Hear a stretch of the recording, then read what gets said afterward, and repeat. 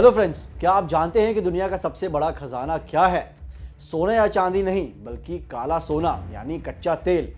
और अब इस खजाने की चाबी सीधा अमेरिका के हाथों लग गई है।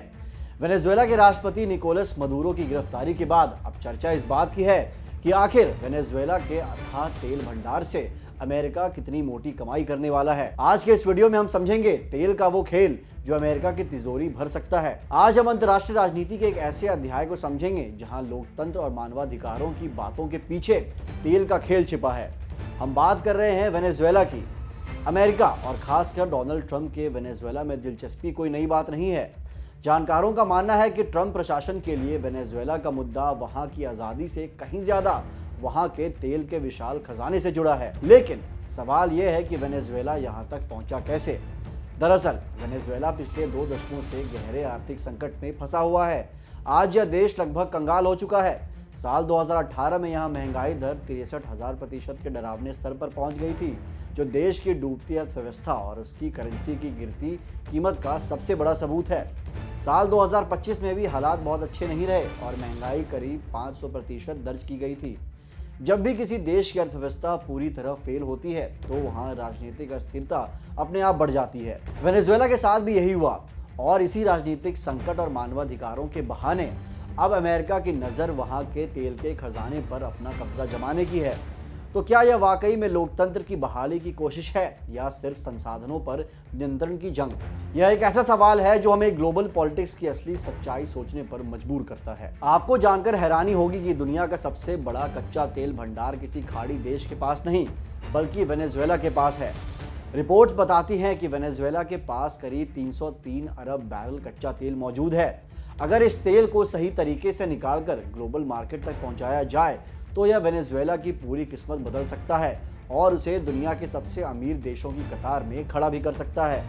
लेकिन फिलहाल स्थिति यह है कि अपनी आर्थिक बदहाली और राजनीतिक संकट की वजह से वेनेजुएला खुद इस खजाने का फायदा नहीं उठा पा रहा है और यही वो मौका है जहां अमेरिका की सीधी नज़र उसके इन तेल भंडारों पर टिकी है। डोनाल्ड ट्रंप ने कई बार खुलेआम कहा है कि वेनेजुएला का कीमती तेल गलत हाथों में फंसा हुआ है। उनके लिए निकोलस मादुरो की सरकार सिर्फ एक रुकावट थी जिसे रास्ते से हटाना बेहद ज़रूरी था।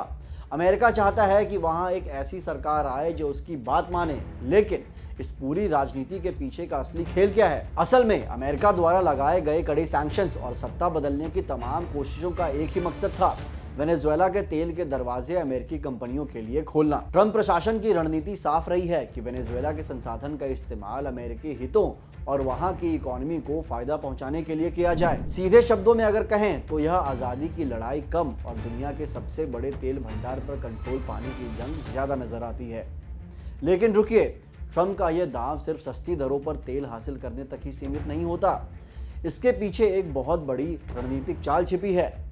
अगर वेनेजुएला का तेल अमेरिका के प्रभाव में आ जाता तो अमेरिका के पास रूस और ओपेक जैसे तेल उत्पादक देशों के खिलाफ एक बहुत बड़ा ऊर्जा हथियार हाथ लग जाता। इसका सीधा मतलब यह है कि दुनिया भर में तेल की कीमतें क्या होंगी, इसका कंट्रोल काफी हद तक सिर्फ और सिर्फ अमेरिका के पास आ जाएगा। इससे न केवल अंतर्राष्ट्रीय बाजार पर अमेरिका की पकड़ मजबूत होती, बल्कि अमेरिकी डॉलर की ताकत भी कई गुना बढ़ जाती।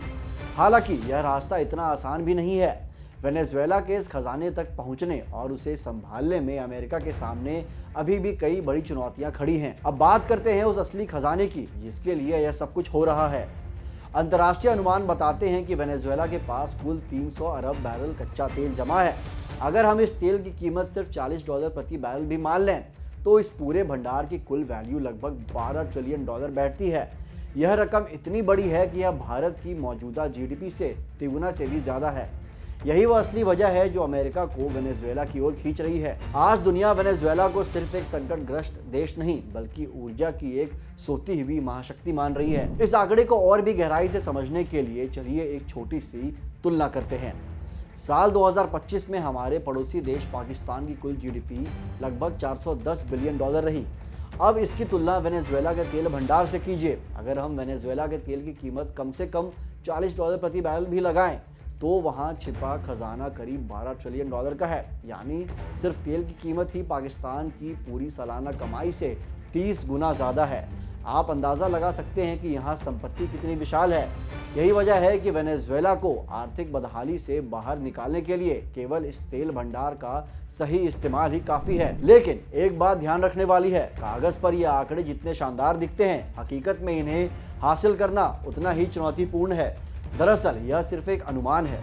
जमीन के नीचे दबे इस तेल को बाहर निकालना, उसे साफ करना और फिर पूरी दुनिया के बाजार तक पहुंचाना कोई आसान काम नहीं है। यह एक बेहद लंबी और बहुत महंगी प्रक्रिया है। वेनेजुएला के साथ एक बड़ी मुश्किल यह भी है कि वहां का ज्यादातर तेल हैवी और एक्स्ट्रा हैवी क्रूड है। इसका मतलब यह है कि इस तेल को निकालने और फिर रिफाइन करने का खर्चा सामान्य तेल के मुकाबले काफी ज्यादा आता है। सालों से पड़े खंडहरों, खराब हो चुकी पाइपलाइनों और बिजली की समस्या को ठीक करने के लिए अरबों डॉलर के निवेश की जरूरत है। इसलिए भले ही कागजों पर वेनेजुएला दुनिया का सबसे अमीर देश नजर आए, लेकिन इस तेल का असली आर्थिक फायदा लोगों की जेब तक पहुंचने में अभी बहुत समय बाकी है। अगर आपको ये वीडियो पसंद आई हो तो इसे लाइक करें, कमेंट करें और इसे शेयर करें अपने दोस्तों के साथ। मिलते हैं अगली वीडियो में। धन्यवाद।